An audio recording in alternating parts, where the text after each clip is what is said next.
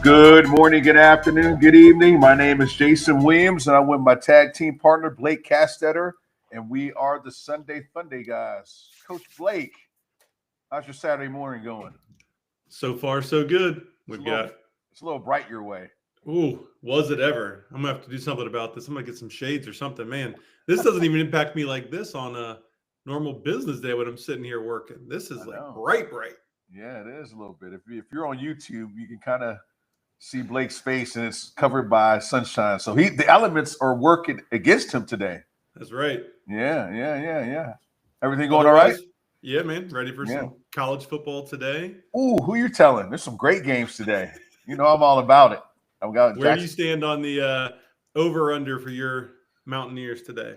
Oh God, do we really have Total to go points. there? I like the under. I don't like anything with them right now. I It's am. gonna be a long year. And here's the good thing. I expected this, so it's kind of a soft blow. It's not like a gut punch. So I'm expecting them to show up in some games, and some games I'm expecting them to get blown out, and that's been the case. 3 years, 3 years. Coach Rod will get us back to the glory days of Steve Slayton and Pat White. Ooh, those are some good times. Good times. But I digress. We got to get into our picks in terms of betting this week. Pretty excited about these. Sunday six-pack. Sunday six-pack. Plus some bonuses. Yeah, I like the bonuses are interesting. Keep an eye on those. So I'll start off. My first pick, and I think it's the biggest lock of the day, is Jake Ferguson over 53.5 yards. It's negative 112 on DraftKings currently as of Saturday morning. I didn't realize when I was researching this, Ferguson's had 12 plus targets in back-to-back games. Right. 12 targets with CeeDee Lamb on the field, and then 14 targets last week with him not on the field. Yeah. Probably something I should have mentioned when I picked him to start this week. Probably failed to mention that. I didn't do my extensive research like you did, buddy. But keep going. Keep going. I'm liking this. So I don't know if he's going to see any more of an uptick in volume, because how do you get more than 14 targets? I mean, even the top tier wide receivers don't get 14 or more targets on a regular basis. No. But like you said, he should be a focal point of the passing game. And his 3 games so far this year, he's gone 5 for 23 against Philly, which we knew that was going to be a tough matchup. They've always been good against tight ends. That was a sit week 1 for sure. So that's an outlier. Right. Past 2 weeks, 9 catches for 78 yards against the Giants. And last week, 13 for 82 against Chicago. 13 of 14 he caught. Efficient. Those numbers, I mean, 23, 78, 82, I don't care about the matchup. If he's going to get that kind of volume with 13, 14 targets, 12 targets, 10 targets, I'm pretty comfortable, even though he has literally been the short yardage over the middle of the field tight end this year, with his long only being 19 on 9, 22, 27 catches. If he gets 6 or 7 catches across the middle of the field, it's going to add up to hit that 53.5. Oh, yeah. And again, we've talked about the Cowboys Packers situation. We'll actually get more into that later with our picks, but I think this is a slam dunk in terms of Ferguson. I mean, again, as we talked about, and we'll talk about this again during the show, the game script is going to be key. And I think we both believe in our heart of hearts that this is going to be a shootout. Nonetheless, or the Cowboys are going to be down so much they're going to have to throw. It could be ugly quick. So with that being said, offensively, if you got any of these guys in fantasy, DFS, or whatever, you might want to strongly consider playing any of your Cowboy. Well, especially Ferguson and Pickens. If I had to, choose, those would be the 2 guys. But I definitely like this particular. I like these odds to go over for sure. Yeah, and you could also look at the receptions line. I was hoping when I logged in to look, I was hoping to see it at 5.5. I would have been a lot more comfortable at 5.5. It currently sits at 6.5. So that extra catch could be a big difference depending on how accurate Dak is and how many targets Ferguson does end up getting. 6.5 might be a little rich for my blood. Yeah, I get that. Well, speaking of 6.5, I digress right into my first Sunday Funday 6-pack bet. I have Malik Neighbors over 6.5 receptions against the Chargers at plus 118. Blake, plus 118. Not too shabby. Did you see a stat line last week, buddy? Ooh. Yeah. Ooh. I mean, Brian Thomas Jr., like 2 receptions, 7 targets, 13 yards. Awful for a talent like Malik Neighbors. Now, anytime a receiver has a bad game, what do we expect the next week, Blake? Rebound. Lot more targets. See AJ Brown, week 1, 1 reception, one reception on 1 target for 8 yards. Last week, 6 receptions, 10 targets, 109 yards, and a touchdown. Now, the game script dictated him maybe being more, Philly throwing the ball more because they were down. But nonetheless, you have to get your playmakers the ball. And I expect Malik to ball out, even with Jackson Dart making his first start this week. Brian Daboll is too talented of a coach, Blake, not to figure out how to get Malik the ball in any situation.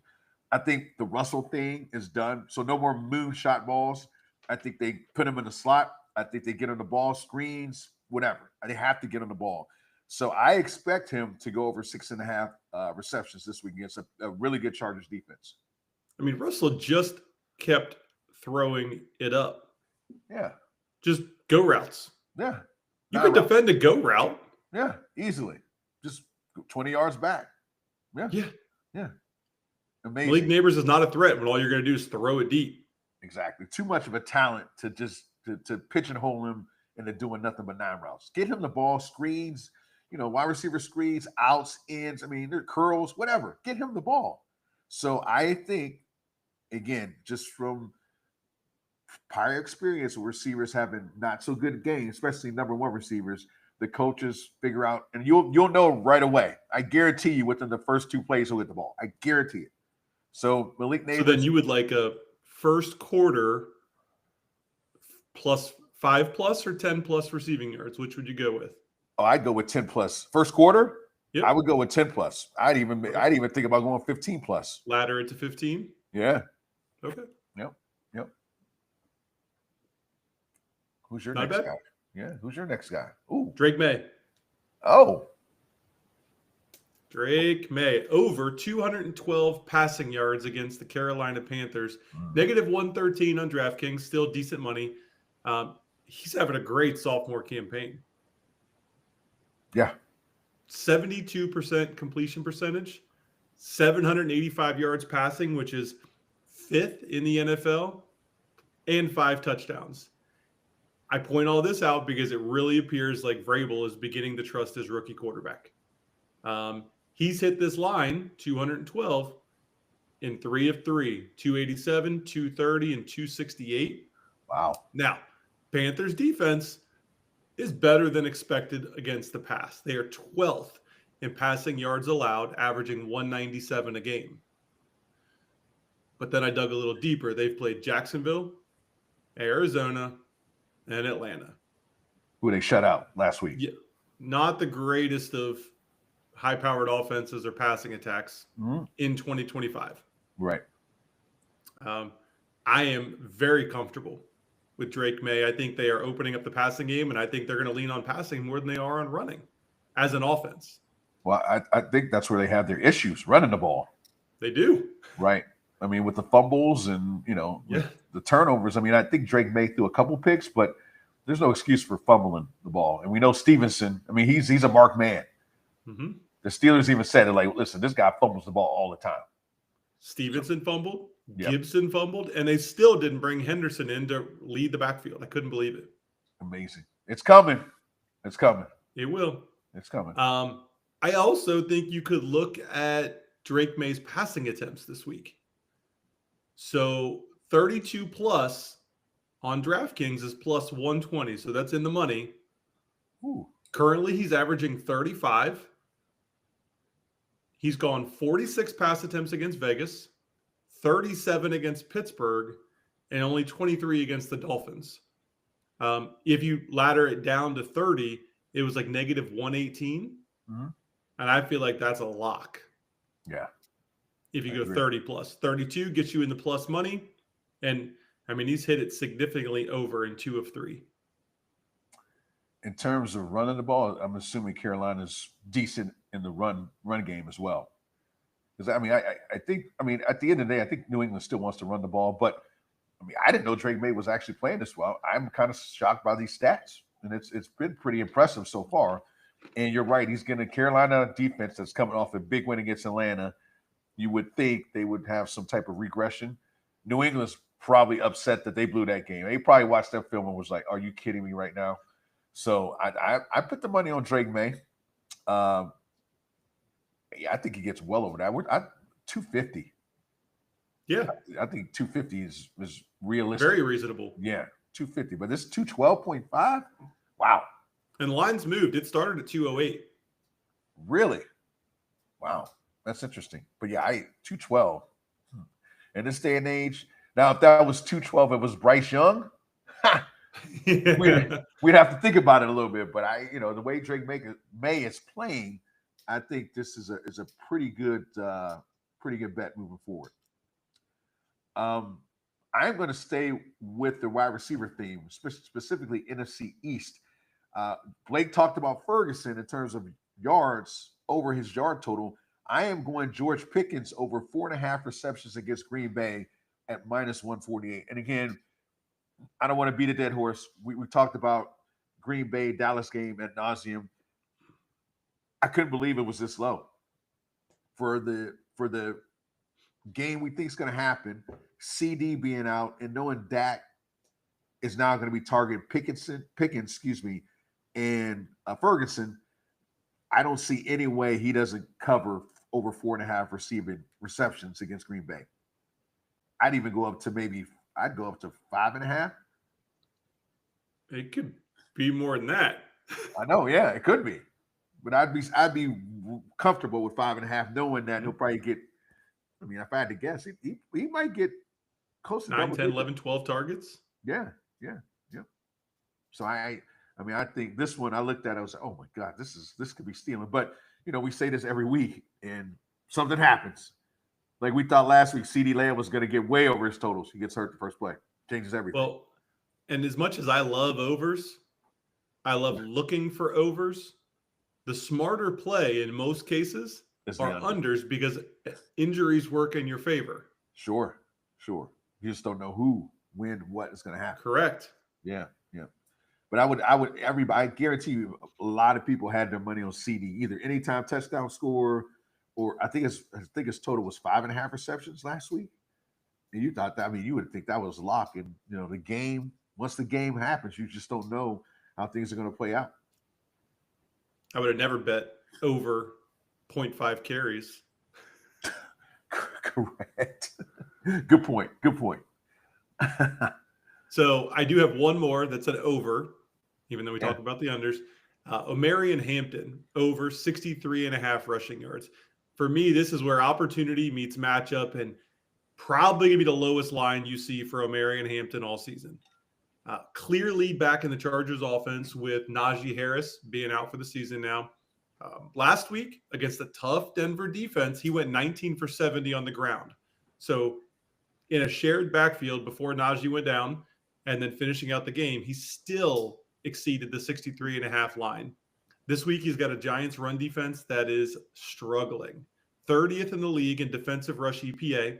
Ooh. 31st in rushing yards allowed per game at 153. They're also allowing the 5th most rushing yards to running backs at 112. Wow.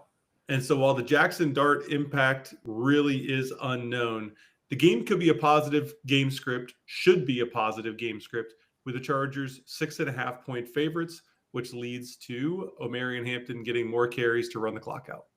He got 19 carries last week. Let's just start with that. 19 is a lot. So you get 19 carries in a Jim Harbaugh offense with that offensive line, you're probably looking at it close to 100-yard day, if not over 100 yards. If you round it up to 20, all he has to average is 3.2, right. 3.3 yards a carry. Yeah. And against the second worst run defense in the league. Yep. And we know the Giants, again, they have that front four, but that is more of a pass rushing style front four. These guys are stout against the run. And then their secondary is questionable. So How does it work? Does Herbert open it up early, get out to a lead, and then they run the ball?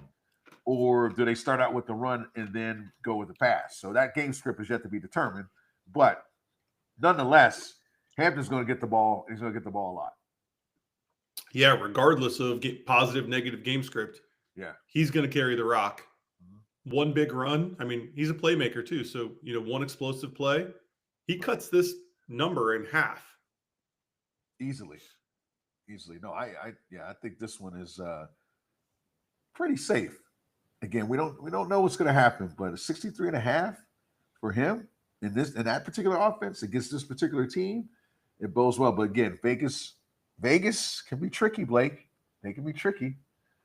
Now, I don't think we ever had a defensive bet? Yep. We have? Okay. Yep. So your memory is way better than mine. No, I just remember it was a sack. Gosh, 2 seasons ago. Okay. Was it you or me? It was me. Of course it was. One of the playoff games. It was one of the playoff games weeks we did. All right. Well, thank you for the segue. We all know about the Packers Dallas, and it's been hyped up, the Micah Parsons Bowl, going back to Jerry World. So in this episode, we have to talk a little bit about Micah. And I have Micah Parsons to record a sack against Dallas at -144. We've heard all about it. I mean, I've got all these bullet points, but the bottom line is Micah's, the situation with him and Jerry was not good. It ended up turning bad, and then it ended up turning really bad. And then they ended up trading him to Green Bay, who has had nothing but success playing Dallas in Dallas. So I think sack is more than likely going to happen. I think 2+ sacks is possible in this game. Dallas's line is a mess. They're going to have to pass a lot to keep up with Green Bay. And bottom line is Jerry messed up. And I think Jerry, after this game, will be seeing Micah Parsons in his dreams for the next 5-10 years, however long he plays, wishing he had him back. I think he's going to – I think he could easily get 3 to 4 sacks, which, again, in the NFL is a ton. But I have this sneaky suspicion that he is going to be fired up. He's going to play out of his mind, and they ain't going to be able to block him. No way. Like we talked about earlier this week, starting center and starting right guard are gone. So that's a puzzle of an offensive line right now. And chemistry. You know how important that is on the offensive line. Right. So are you getting somebody off the bench, or are you actually moving a tackle in the guard and having somebody else play tackle? Exactly. That's the case. You're screwed. Period. So, and I'm sure that's going to be brought up tomorrow. But Micah Parsons to record a sack at -144. So you did mention, and I saw this too on when I was looking, and it intrigued me for some fun. You said you would ladder it up to 2. You could see him getting 2, maybe 3, 4. DraftKings has 2 specials out right now. Yes. One is Jerry's bad decision, Dak's bad day. And that's Micah getting 2+ sacks at +275. Oh. The next one, it's even better. No country for old teammates. Micah to have a sack in each half at +500. This is on DraftKings? Yeah. Ooh, these are I'm in. That +500, I might go throw $5 on that just for the heck of it. Oh yeah, for sure. I One in each half? Unless something were to happen, I don't see any way Dallas can be able to block Micah. They lost against the Browns last week. Even though the defense played great, I think they're going to be fired up to play Dallas. And again, it's the Sunday night game. Everybody's been talking about it. Micah's coming in, and Jerry's going to rule the day that he traded him, basically. All right. So those are our favorites. Some other lines that we liked. Yes. I've got 4 unders. Ooh. From the running back category that I found that are concerned that I like overs, but the overs in these lines scare me to pick an over. So I'm saying look under. You've got Chase Brown at 53.5 against Denver. Outside of the first drive against Cleveland, in week 1, Right. the Bengals have not had a running game. The first drive. They don't even have 100 yards rush. Chase Brown doesn't even have 100 yards rushing total this season, Jason. Whew. Big disappointment so far. And now we're going into Denver, and the line is 53.5 against a fairly good run defense. And crazy. I'm staying away or going under. Jonathan Taylor, his line is 92.5 this week. And he's been playing out of his mind. He's been playing great. Yeah. But they're playing against the Rams. Did you see what happened to Saquon Barkley last week? Yeah, nothing. Nothing. 47 yards. Yeah. Barkley. CMC at 74.5 against the Jags. Now, I get it. They're banged up. He's going to get the volume. But the Jags have allowed the 5th fewest rushing yards this season. Sneaky good defense. Yes. And CMC hasn't even come close to covering 74.5 yards the past 2 weeks, even with the volume. So that one scares me big time. I think with CMC, you take the total of rushing and receiving yards. Yep. Combine the two. Because if you're doing just one, I don't think that happens. I think it's – I mean, you can tell they definitely are getting the ball more in the passing game. I mean, he scored 2 receiving touchdowns over the last 2 weeks, maybe. Something in that regard. Yeah. He has done well in the passing game. Yep. And then finally, Jordan Mason at 83.5 yards against Pittsburgh. And I get it. He's leading the backfield. I get it. He had a great game against Cincinnati. Game script worked in his favor, though, keep in mind. And piss poor run defense in Cincinnati. Pittsburgh's middle of the road. And I have to imagine this game is not going to be a blowout. It's going to be a much closer game, much lower scoring game this week. 83.5 rushing yards scares me. It does? Yeah, I don't think he hits that. I think he hits it. Okay. I think just don't. I think Minnesota's offensive line and the Steelers' defensive line, I think that's the matchup. I think the Steelers' defensive line is old. I think they're slow.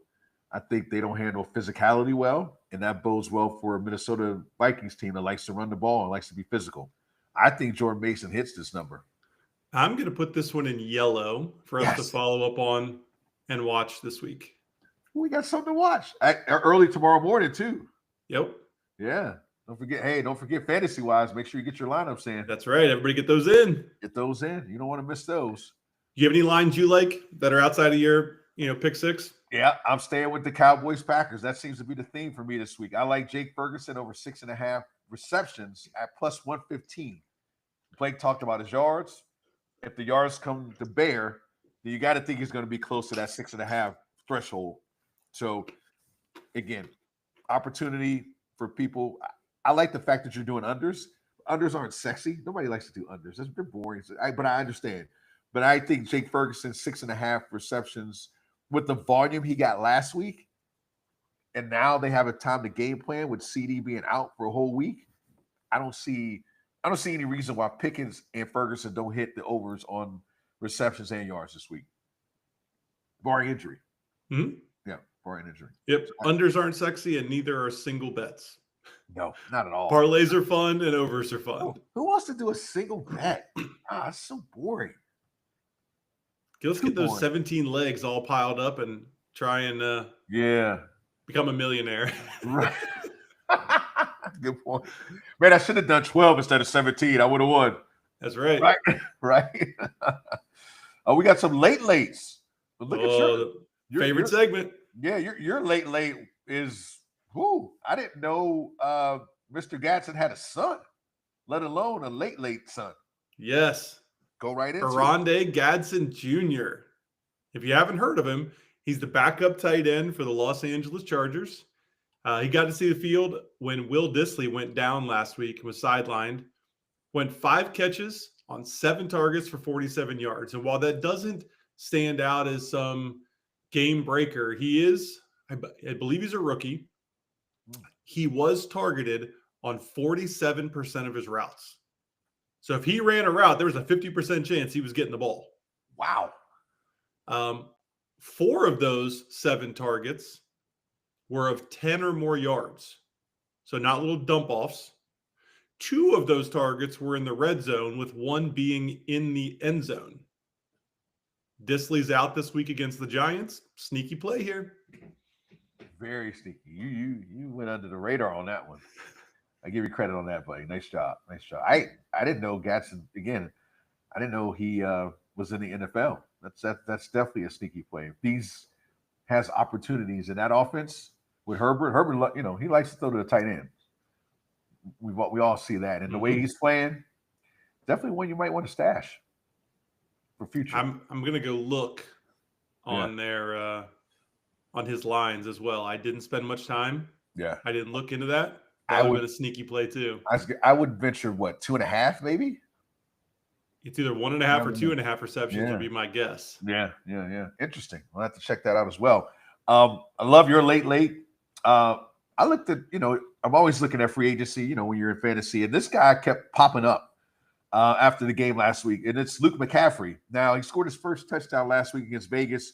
Blowout. Mariota played.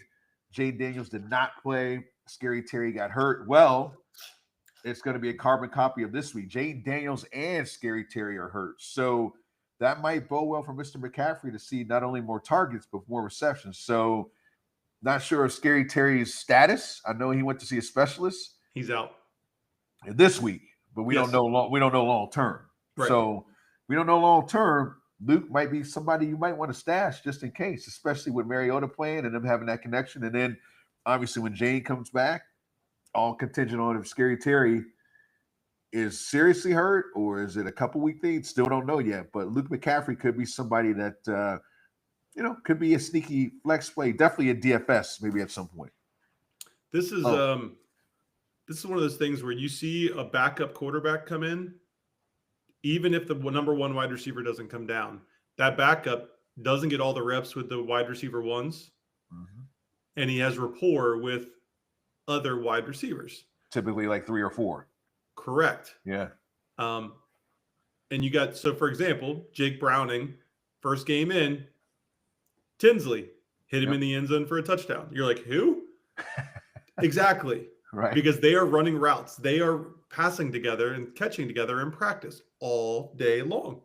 Exactly. This is one of those examples where all of a sudden you've got Mariota and a situation where McCaffrey came in and they've got chemistry. They've got rapport. Yep. Yeah, it might carry over to this week. He knows what he's going to do, and that guy knows where he's going to get the ball to. So that makes a big difference. But somebody just might want to keep an eye on. Don't know how it's going to fare this week. But if you start to see it again with all these guys, if you start to see that target share go up, I'd say a couple weeks straight, there definitely is somebody you want to consider. Like if it goes from like 2 or 3 to 6 or 7, you might want to stash that person as a late. Mm-hmm. Yeah. Blake, you got anything else? I'd like the Sunday 6-pack on a Saturday. Yep. Yeah. We need to get back into having your Saturday morning special too. Oh, college? Yeah, the bonus bet. If we're going to be launching these, get them live on Saturday mornings. I'll give you one right now. I think I like Oregon over Penn State straight up in Happy Valley. Yep. I think Penn State does not do well in big games. James Franklin, for whatever reason, does not coach well in big games. And I don't think that trend changes this week. So I got the Ducks straight up, no point spread, straight up beating Penn State in Happy Valley, whiteout, big game. Penn State needs to prove that they can beat a top-tier program. I'm going to look and see what the money is on that. Oh, please do. I don't know how fast I'll be able to find it. You're making it happen. I am. Let's see. I'll just keep talking about Penn State. Like I said, I just think James Franklin, for whatever reason, cannot. I mean, he's had opportunity after opportunity after opportunity, and that's the MO on him now. Cannot win the big game, and that's not a good place to be when you're a national championship caliber team. But all the talent, they got everybody back. The quarterback's back, running backs are back, offensive line is back, defense is solid. They went and got Ohio State's defensive coordinator to coach their defense. What do you got? The money line is -175 for Penn State and +152 for the Ducks. Oh, 152. Yes, then I'm going with Oregon. You heard it here first. Penn State's favored by 3.5. The over/under is 52.5. I'm taking Oregon in the points. Taking them to win. I got it. That's who I go Ducks. All right, I'll get a bet place, something small, because I don't know what I'm talking about, but I trust you. One day I'm gonna get you watching college. I'm gonna kidnap you, and we're gonna sit down and watch college football all day. That's what's gonna happen one day. I'm gonna strap you down. We're gonna watch nothing but college football for 12 hours straight. Well, when are we going to Vegas? We went to Vegas already. Oh no, we talked about going back and having an entire weekend of football. Oh, we need to make that happen. We'll talk about that offline. All right. All right, buddy. Well, Fanatics, there you have it. Our Sunday 6-pack for week number 4. Good luck and have yourself a great Sunday fun day. Sunday fun day, guys. Out.